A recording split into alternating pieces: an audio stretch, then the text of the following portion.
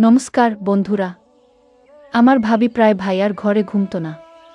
কোনো রাতে যদি সে ভাইয়ার ঘরে ঘুমতো তাহলে পরের দিন সকালে কাঁচতে কাঁচতে বেরিয়ে আসতো। একদিন ভাবি ঘুমিয়েছিল, তখন আমি তার চাদর নিয়ে ভাইয়ার ঘরে চলে গেলাম। ভাইজা আমাকে ভাবি ভেবে যা করল সেটা শুনলে তোমার মাথা ঘুরে যাবে।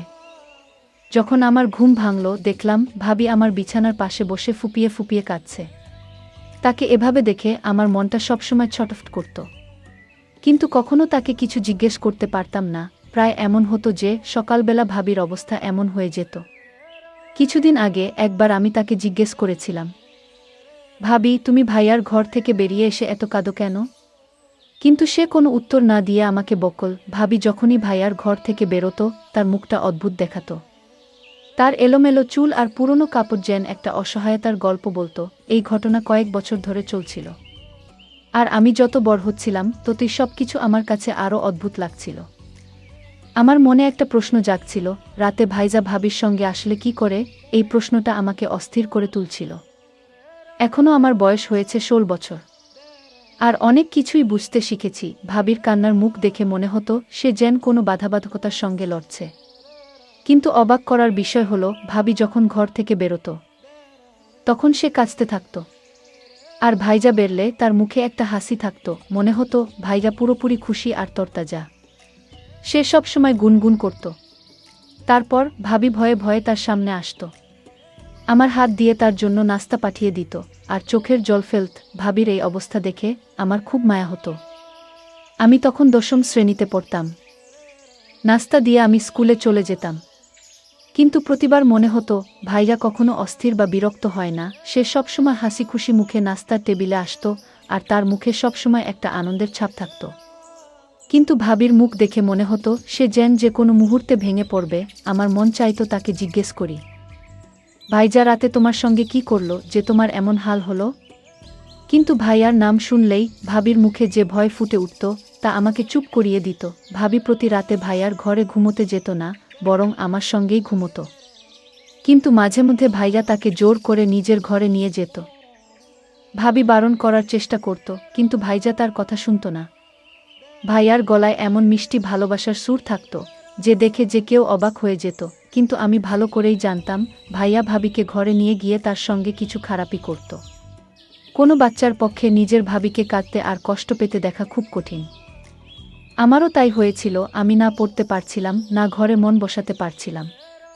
মন চাইতো যে কোনো উপায়ে ভাবিকে ভাইয়ার ঘরে যেতে না দিই, কিন্তু ভাইয়াকে বারণ করার সাহস আমার হতো না। ভাইজা আমার সামনে ভাবির সঙ্গে খুব ভালোবাসার ব্যবহার করত, কিন্তু ঘরের এই পরিবেশ আমাকে এতটাই ভেঙে দিয়েছিল যে আমি পরীক্ষায় খারাপভাবে ফেল করলাম। ভাবিকে আমি আমার রেজাল্ট বলিনি, কিন্তু আমার বন্ধু সালনি অবাক হয়ে গিয়েছিল, কারণ আমি পড়াশোনায় খুব ভালো ছিলাম। সে বারবার জিজ্ঞেস করতে লাগলো, তোর মন কোথায় ভেসে বেড়াচ্ছে? আমি তাকে ভাইজা আর ভাবির কথা খুলে বললাম।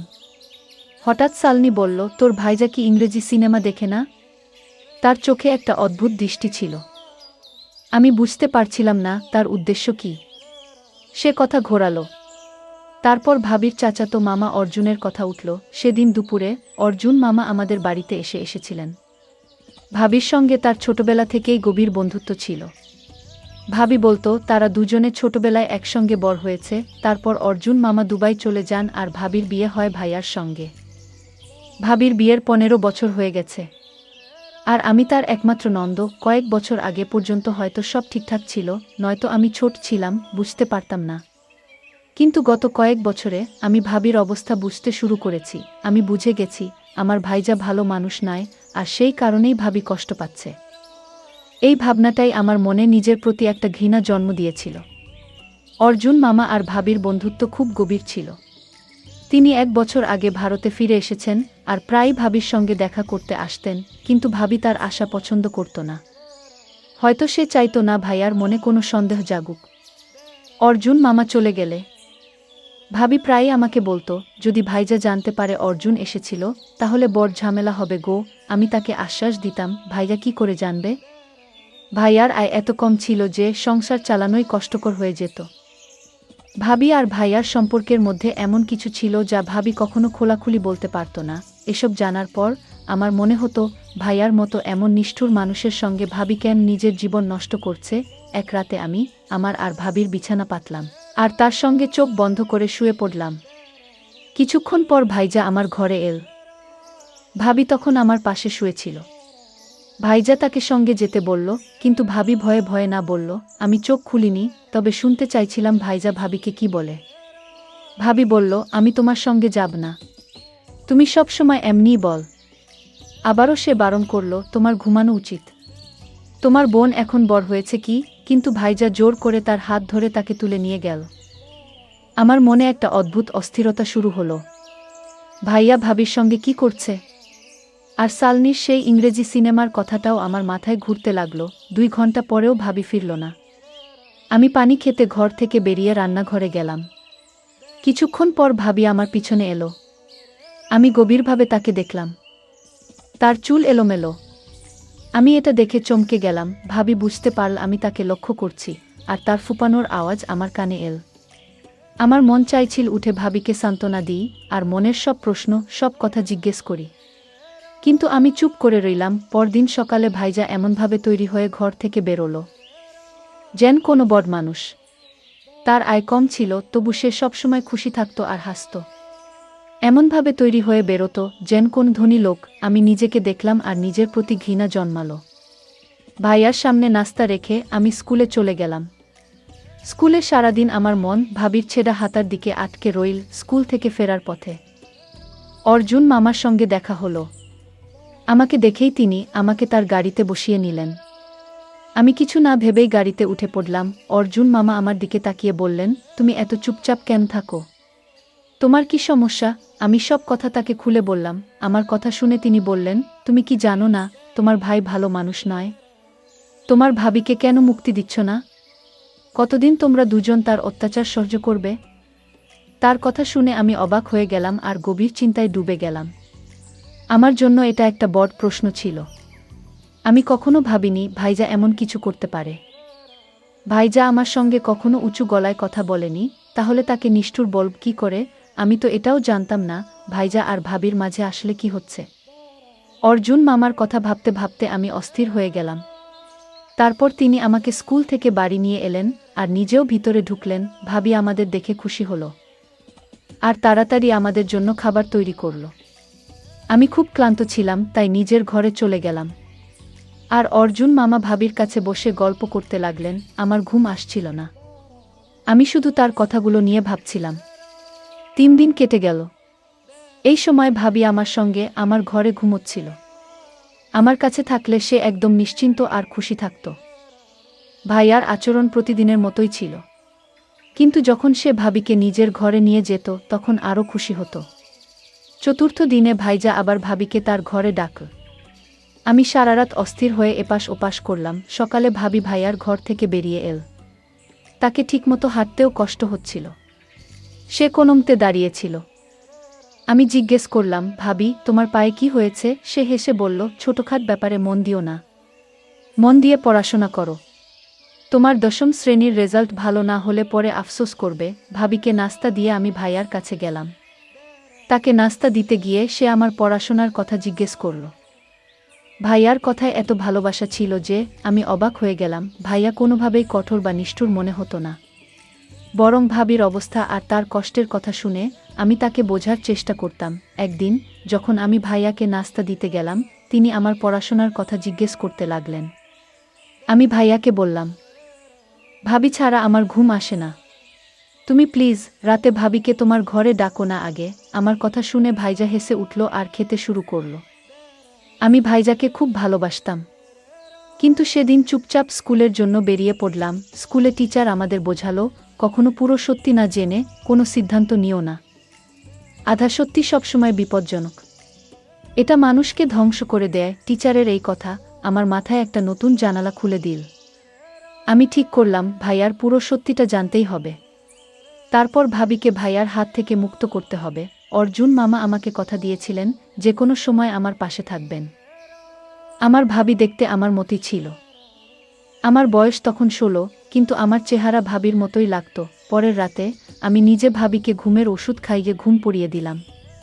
তারপর তার চাদর গায়ে জড়িয়ে ভাইয়ার ঘরে চলে গেলাম। ভাইয়ার ঘরে একটা ছোট্ট বাল্ব জ্বলছিল। ভাইজা অন্ধকারে বসেছিল। আমি ঢুকতেই ভাইজা খুব খুশি হয়ে আমার দিকে তাকালো আর কাছে এল। আমার কাঁধে হাত রেখে আমাকে তার পাশে বসিয়ে দিল। ভাইয়ার পাশে বসে আমার শরীর কাঁপছিল। আমি জানতাম না এরপর কি হবে, তবে পুরো সত্যিটা জানতে চাইছিলাম। ভাইয়া ভালোবাসা ভরা গলায় বলল, তুমি আমার থেকে এত দূরে চলে গেলে কেন? আমাকে জোর করে তোমাকে ঘরে ডাকতে হয়।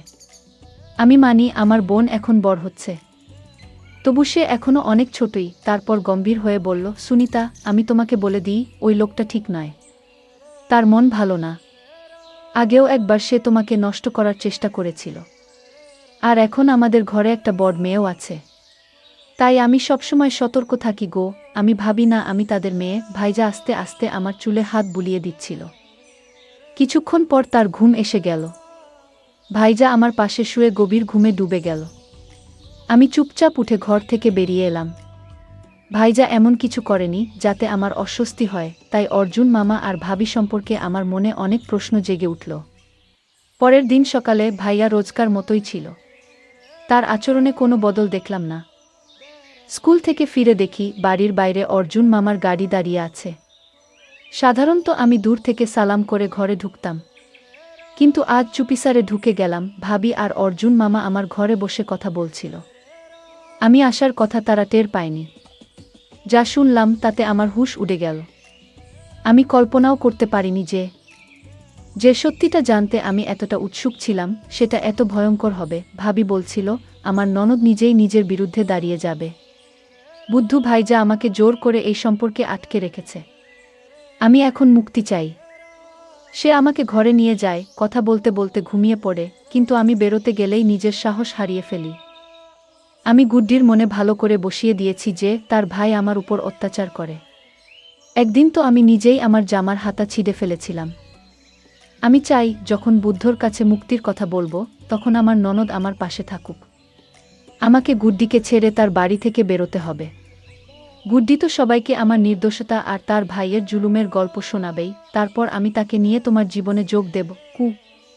অর্জুন মামা হেসে বললেন, গুড্ডিকে বলেছি যখনই তার আমার সাহায্য লাগবে আমি তার পাশে থাকব। আগেও একবার তো আমি মাঝপথে তাকে ছেড়ে চলে গিয়েছিলাম, তখন আমার স্বামী আমাকে ক্ষমা করে নিয়েছিল তো। অর্জুন মামা ভাবির হাত ধরে বললেন, আমি তার জন্য খুব লজ্জিত। বাধ্য হয়ে তোমার হাত ছেড়েছিলাম, কারণ আমার পরিবার এটা মানতে চায়নি যে আমি একজন বিবাহিত মহিলার সঙ্গে সম্পর্ক রাখি। কিন্তু এখন আমাকে আটকানোর কেউ নেই। আমি পুরো মন দিয়ে তোমাকে আর তোমার নন্দকে আমার করে নেব। তবে গুড্ডির কোনোভাবেই জানা চলবে না তার আসল ভাই কে। আমরা চাই না সে বুঝতে পারুক যে আমরা তাকে নিষ্ঠুর প্রমাণ করতে চাই। ও ভাইয়ার কথা মনে পড়ল। অর্জুন আগেও আমাদের সংসার ভাঙার চেষ্টা করেছিল। আমি অনেক কিছু জেনে গিয়েছিলাম, তাই ঘরে ঢুকে পড়লাম। আমাকে দেখে ভাবি আর অর্জুন মামা চমকে উঠল। একটু ভয় পেলেও তারা নিজেদের সামলে নিল। অর্জুন মামা আমার দিকে চকলেট বাড়ালেন। আমি চকলেট না নিয়ে ভাবির দিকে তাকিয়ে কঠিন গলায় বললাম, তোমাকে আমাকে বলতেই হবে, ভাইয়ার সঙ্গে তোমার আসল সমস্যা কি? ভাবি বুঝে গেল তার মিথ্যে এবার ফাঁস হয়ে গেছে। তাই কোনো ধাক্কাধাক্কি না করে সব সত্যি খুলে বলল। ভাবি জানালো, বিয়ের আগে সে অর্জুন মামার সঙ্গে প্রেম করত, কিন্তু অর্জুন মামা তার সঙ্গে বিয়ে না করে দুবাই গিয়ে চাকরি বেছে নিয়েছিল। ভাবির মনে তার প্রতি ভালোবাসা রয়ে গিয়েছিল। তার বাড়ির লোকেরা ভাইয়াকে তার জন্য পছন্দ করেছিল। ভাইয়া বয়সে 10 বছরের বড়, আর গায়ের রং কালো, আর ভাবি ছিল সুন্দরী। বাড়ির ইচ্ছে ভাইয়ার সঙ্গে তার বিয়ে হয়। ভাবি বিয়ে করলেও ভাইয়াকে মন থেকে মেনে নিতে পারেনি। এই সম্পর্ক তার কাছে একটা বোঝা হয়ে গিয়েছিল। তবু সে যেভাবে পারছিল চালিয়ে যাচ্ছিল। বিয়ের 1 বছর পর আমি তাদের জীবনে এলাম। ভাবির বিয়ের 8 বছর পর অর্জুন মামা দুবাই থেকে কিছুদিনের জন্য ফিরলেন। তার মনে ভাবির জন্য পুরনো প্রেম আবার জেগে উঠল। ভাবিও নিজের অনুভূতির কাছে হার মেনে তার সঙ্গে লুকিয়ে দেখা করতে শুরু করল। তারা পরিবারে বলে দিল যে ভাবি আর ভাইজা একে অপরকে সত্যি ভালোবাসে, যাতে ভাবির বদনাম না হয়। ভাইয়া যখন ভাবির পাশে দাঁড়ালো তখন পরিবার চুপ হয়ে গেল। সবাই মিলে ভাবিকে জোর করে ফিরিয়ে দিল। প্রেমের উচ্ছ্বাস ঠান্ডা হয়ে গেল। 1 বছর আগে অর্জুন মামা আবার সেই প্রেম জাগিয়ে তুলল। তিনি তখন দুবাই থেকে চিরতরে ফিরে এসেছিলেন। ভাবির প্রতি তার আবেগ আবার জ্বলে উঠল। ভাবি শুরু থেকেই ভাইয়াকে পছন্দ করত না। আমাদের অবস্থাও ভালো ছিল না। অর্জুন মামার কাছে দুবাইয়ের টাকা পয়সা ছিল, ভাবির পক্ষে ভাইয়াকে ছাড়া কঠিন ছিল না। কিন্তু সমস্যা ছিল, ভাইজা আমাকে খুব ভালোবাসত। ভাবিও আমাকে ছাড়তে চাইত না। তাই সে ভাইয়াকে খারাপ প্রমাণ করতে শুরু করল। নিজেকে কষ্টে আর দুঃখে ভরা দেখিয়ে আমাদের তার পক্ষে টানতে চাইল। এত বছর আমি ভেবে এসেছি, ভাইয়া কখনো আমাদের সঙ্গে উঁচু গলায় কথা বলে না। তাহলে ভাবির উপর অত্যাচার করবে কি করে? আমি ভাবিকে স্পষ্ট বললাম, তোমার যদি তার বাড়িতে যেতে ইচ্ছে হয় তুমি যেতে পারো, কিন্তু আমি আমার ভালো আর সরল ভাইয়াকে ছাড়তে পারবো না। আগে অর্জুন মামা, যিনি আগে দুবার ভাবিকে ছেড়েছেন, তৃতীয়বার তার উপর ভরসা করছিলেন, আজ প্রথমবার তার চোখে আমি শুধু নিজের চাওয়া দেখলাম। আমি বুঝলাম চাওয়া পূরণ হলেই তিনি ভাবিকে ছেড়ে দেবেন। ভাবি আমাকে স্বপ্ন দেখালো, আমাকে তার সঙ্গে যেতে বাধ্য করল। কিন্তু আমার কাছে ভাইয়াই সবচেয়ে বড় ছিল। যদি আমি সত্যিটা না দেখতাম হয়তো ভুল সিদ্ধান্ত নিয়ে ফেলতাম। ভাগ্যিস আমি নিজের চোখের সব দেখলাম, কানের সব শুনলাম। ভাবি অর্জুন মামার সঙ্গে যেতে প্রস্তুত ছিল। কিন্তু যখন অর্জুন মামা দেখলেন আমি তাদের হাতে আসব না, ভাবির সঙ্গে যাব না, তখন তিনি ভাবির সঙ্গে সম্পর্ক ছিন্ন করলেন। ভাবি জানতে পারল অর্জুন মামা তার জন্য নয়, আমার জন্যই বাড়িতে আসত। তখন সে অবাক আর রাগে ফেটে পড়ল। অর্জুন মামা একজন ধূর্ত আর প্রতারক মানুষ ছিলেন, যিনি ভাবির ভালোবাসাকে শুধু নিজের স্বার্থে ব্যবহার করেছিলেন। ভাবি বুঝল তার সঙ্গে গেলে আমার সম্মান আবারও বিপদে পড়ত, যেমনটা আগে কয়েকবার হয়েছিল। প্রথমবার ভাবির নিজের ভুল বোধ হল। সে ভাইয়াকে মন থেকে গ্রহণ করল। পরের দিন সকালে ভাইজা আর ভাবি হেসে হেসে ঘর থেকে বেরল। আমার মনটা একটা শান্তিতে ভরে গেল। কখনো কখনো ভালোবাসার নামে আমরা এমন বড় ধোঁকা খেয়ে যাই যে মুখ দেখানোর জায়গা থাকে না।